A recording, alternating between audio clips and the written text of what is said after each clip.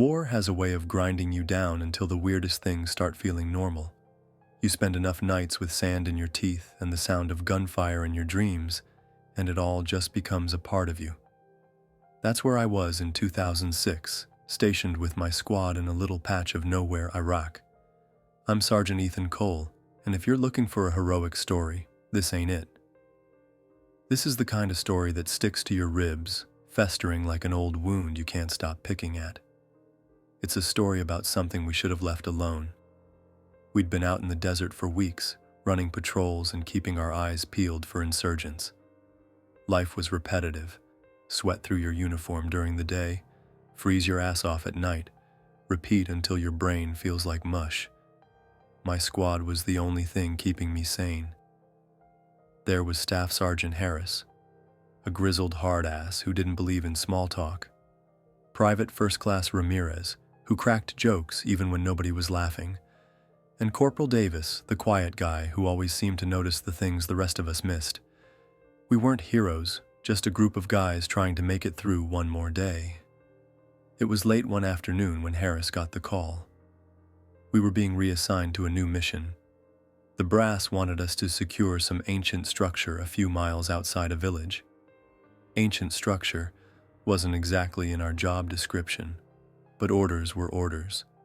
Harris didn't give us much detail, just that it was important and that insurgents might be interested in it. That was enough to get us moving. The drive out there was uneventful, which should have been my first clue that something was off. Normally we'd be scanning for roadside bombs or watching for ambushes, but the desert felt quiet. Too quiet. Ramirez tried to lighten the mood. "Hey, Sarge," he said, nudging me from the Humvee's passenger seat. "You think this is one of those Indiana Jones deals? Like we're gonna find a golden idol or some ancient treasure?" "If we do, you're carrying it," I said, keeping my eyes on the horizon. "I'll split it with you," he shot back with a grin. 50-50. Hell, I'll even cut Harris in if he promises not to yell at me for a week. "Keep dreaming," Harris growled from the back seat, "and keep your eyes open." The Ziggurat came into view just as the sun started dipping low in the sky. It rose out of the desert like something out of a history book, its weathered stone steps casting long shadows. The structure was massive, ancient, and strangely imposing. It didn't belong here, not in the middle of all this nothing. As we rolled up, the villagers who lived nearby stood at a distance, watching us with wary eyes. Some of them crossed themselves or muttered prayers under their breath. I couldn't blame them. The place had an unsettling vibe, like it was watching us right back. The locals spoke a little English, enough to tell us what they thought of the Ziggurat. "Bad place," one old man said, shaking his head. "Very bad. Spirits there. Evil spirits." "Evil spirits," Ramirez whispered to me, stifling a laugh. "Man, this is starting to sound like a horror movie." I didn't laugh. The old man's fear felt genuine. "We'll take it from here," Harris told the villagers, cutting off any further warnings. They nodded but didn't move closer. As we approached the structure, the air seemed heavier, like the desert heat had turned into something thicker, something pressing against your skin. We set up a perimeter and started our sweep. The Ziggurat's exterior was covered in carvings, the kind of stuff you'd see in a museum. Figures with elongated limbs and twisted faces, surrounded by swirling patterns. Davis ran his fingers over one of the carvings and frowned. "These don't look like anything I've seen before," he said. "Maybe it's alien," Ramirez said with a chuckle. "You know, like those UFO shows my uncle's obsessed with." "Cut the chatter," Harris barked. "Focus." It didn't take long to find the door. It was sealed shut with a massive stone slab, and the carvings around it were even stranger. They looked angry, almost like they were warning us to stay away. Harris radioed command, and they sent out a translator, Dr. Amir. He was an older guy, the kind who always seemed a little too calm for his own good. When he arrived, he examined the door and the carvings for a long time without saying a word. "What's it say?" I finally asked. Dr. Amir looked at me with an expression I couldn't quite read. "It's a warning," he said. "Something about guardians and a veil. It's hard to translate exactly, but the gist is clear. Do not open." "Great," Ramirez muttered. "So we're just going to leave it alone, right?" "Not our call," Harris said. "Command wants it open." Blowing the door wasn't easy. The stone was thick, and it took a few tries before the charges finally did the job. When the slab cracked and fell, a rush of stale air hit us, carrying a smell that made my stomach turn. It was something rotten, like old meat and damp earth. Ramirez gagged, and even Harris looked uneasy. Behind the door was a dark chamber, its walls lined with more carvings that seemed to glow faintly in the dim light. The air inside was thick and oppressive, making it hard to breathe. I stepped forward, my flashlight cutting through the shadows, and felt an almost overwhelming sense of dread. I told myself it was just the nerves, just the weirdness of the place getting to me. "All right," Harris said, his voice tight. "We sweep the area, secure it, and report back. Stay sharp." We moved in single file, our boots crunching against the stone floor. The deeper we went, the more I felt like we shouldn't be there. There was something wrong about that place, something I couldn't put into words. I caught Davis looking over his shoulder, his hand hovering near his rifle. Even Ramirez had gone quiet, his usual jokes replaced by nervous glances. And then we found the first carving that didn't make sense. It showed figures kneeling before something massive, a dark shape with too many limbs and too many eyes. The thing's presence seemed to radiate from the stone itself, making the air around it feel colder. Ramirez stared at it for a long moment before speaking. "What the hell is that supposed to be?" "Not our problem," Harris said. "Keep moving." But I couldn't shake the feeling that whatever it was still watching us. Watching and waiting. The deeper we went into the chamber, the more wrong everything felt. It wasn't just the carvings anymore. It was the air, the silence, the way the shadows seemed to stretch too far when we moved our flashlights. The place wasn't just dark. It was hungry. You could feel it in your bones. Harris led the way, his rifle up and steady. I followed close behind, scanning every corner with my flashlight. Ramirez and Davis brought up the rear, their movements slow and deliberate. Nobody said much. Even Ramirez, our usual motor mouth, kept his mouth shut. The only sound was the crunch of our boots against the dusty stone floor and the occasional drip of water from somewhere deeper in the ruins. The carvings on the walls started to change. At first, they were just abstract patterns and strange figures. Now they were different, more violent, more alive. One showed a man, or something that used to be a man, with his arms stretched out unnaturally long, his face twisted in agony. Another depicted a swarm of black shapes pouring out of a crack in the ground, consuming everything in their path. Davis stopped in front of one carving and ran his fingers over it, his brow furrowed. "These aren't just decorations," he muttered. "They're telling a story." "What kind of story?" I asked, my voice low. He didn't answer right away. "Something about a door," he said finally. "A door that should have stayed closed." We found the first body about 20 minutes in. It was ancient, little more than a skeleton wrapped in decayed rags, but something about it made my skin crawl. The bones were wrong, bent and warped, like they'd been twisted by some unimaginable force. Ramirez bent down for a closer look, but Harris grabbed his shoulder and pulled him back. "Don't touch it," Harris said, his voice hard. "I wasn't gonna touch it," Ramirez shot back, though his face was pale. "Just looking." We moved on, but the body wasn't the last. As we descended deeper into the Ziggurat, we found more remains, each one more disturbing than the last. Some were crumpled in corners, their bones shattered. Others were sprawled on the ground, their empty eye sockets staring up at the ceiling. It was like they'd been running from something, trying to escape but never making it. And the carvings. God, the carvings. They were everywhere now, covering every inch of the walls. The figures in them seemed to writhe and twist when you looked at them too long, their shapes shifting just out of sight. My flashlight passed over one image of a massive black figure with glowing eyes. It seemed to stare back at me, and for a moment I swear I heard something. A whisper, low and guttural, just at the edge of hearing. "Cole," Harris snapped, breaking me out of it. "Stay focused." I nodded, shaking off the unease, but the whisper stayed with me, lurking in the back of my mind. The chamber opened up into a vast, circular room. It was the kind of place that made you feel small, like standing in the middle of a cathedral built for gods. The ceiling was impossibly high, and the walls were lined with more carvings, these ones even more elaborate and detailed. In the center of the room was a pedestal, and on that pedestal was something that shouldn't have been there. It was a mirror, or at least, it looked like a mirror. The frame was made of dark, weathered metal, and the surface, it wasn't glass.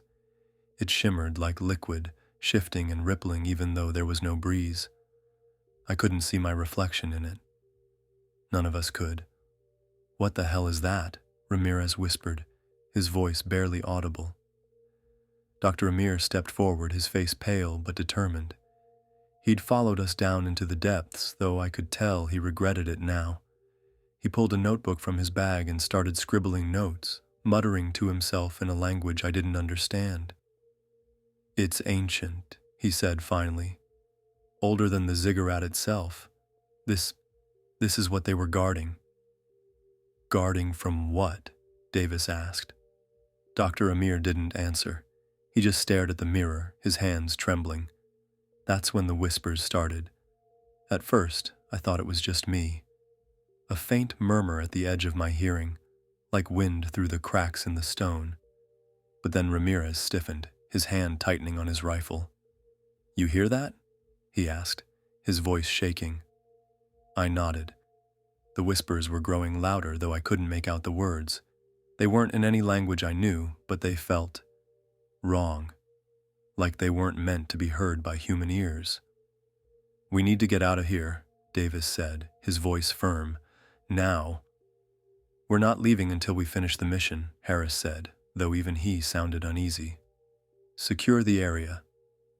As he spoke, the lights on our rifles flickered, dimming for a moment before stabilizing.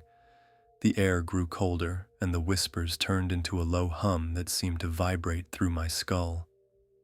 Ramirez let out a nervous laugh, his eyes darting around the room. "Man, this is messed up," he said. "This whole place is messed up." And then, from somewhere deeper in the chamber, we heard the sound of footsteps. They weren't ours. They were slow and deliberate, echoing through the vast space. Harris raised his rifle, his eyes scanning the darkness. "Who's there?" he barked. "Show yourself!" The footsteps stopped. For a moment there was nothing but silence. And then we saw it. A figure emerged from the shadows, its form shifting and flickering like a bad signal on a TV screen. It was humanoid, but wrong, its limbs too long, its movements jerky and unnatural. Its eyes glowed with a sickly yellow light, and when it turned its gaze toward us, the whispers surged, filling my head with a cacophony of voices. Ramirez fired first, his bullets tearing through the air and passing straight through the figure. It didn't flinch. It just kept coming, its gaze locked on Ramirez. He froze, his hands trembling, and then he was gone. One moment he was there, and the next he was somewhere else. The air where he'd stood shimmered like heat waves, and his rifle clattered to the ground. "Ramirez!" I shouted, but there was no answer, just the whispers, growing louder and louder. Harris grabbed my shoulder. "Fall back! Now!" he shouted. We didn't need to be told twice. Davis and I sprinted for the entrance, Harris covering our retreat. The whispers chased us, their voices wrapping around my mind, filling my thoughts with images I couldn't explain. Images of that dark figure, of endless voids, of things that shouldn't exist. When we finally burst out into the open air, it felt like coming up for air after being underwater too long. The whispers stopped, but the silence that replaced them was somehow worse. "What the hell was that?" Davis panted, his eyes wide with fear. Harris didn't answer. He just stared back at the entrance to the Ziggurat, his jaw clenched. Whatever we'd just seen, it wasn't over, not by a long shot. We didn't speak for a long time after we made it out of the Ziggurat. The three of us, Harris, Davis, and I, stood in the cold desert night, staring at the ancient structure silhouetted against the starlit sky. The air was eerily still, as if the world itself was holding its breath. Ramirez was gone, and none of us could explain what had happened. Not really. "Harris," I finally said, breaking the silence, "we need to call this in." He didn't respond right away.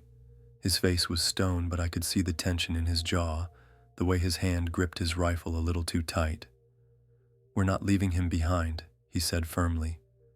"Sarge, you saw what happened in there," Davis said, his voice shaking. "That thing, it wasn't human. We can't go back in." "I'm not asking you to," Harris snapped. "But Ramirez is one of ours. We don't leave our own." He turned and started toward the Humvee to grab more gear. I exchanged a glance with Davis, who looked like he wanted to argue but didn't have the energy. I didn't blame him. I felt the same, torn between loyalty to my squad and the gut-deep terror of going back into that place.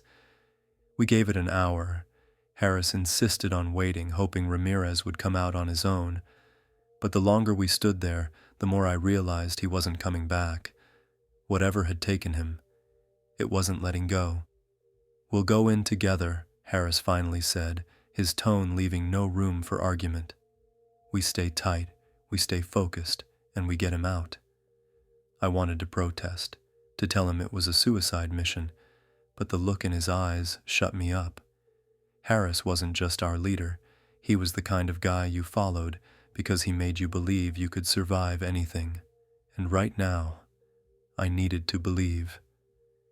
We re-entered the Ziggurat with flashlights and rifles ready, every step feeling heavier than the last. The carvings on the walls seemed even more twisted than before, their shapes writhing in the flickering light. The whispers returned almost immediately, faint at first but growing louder as we descended. It didn't take long to find Ramirez's rifle.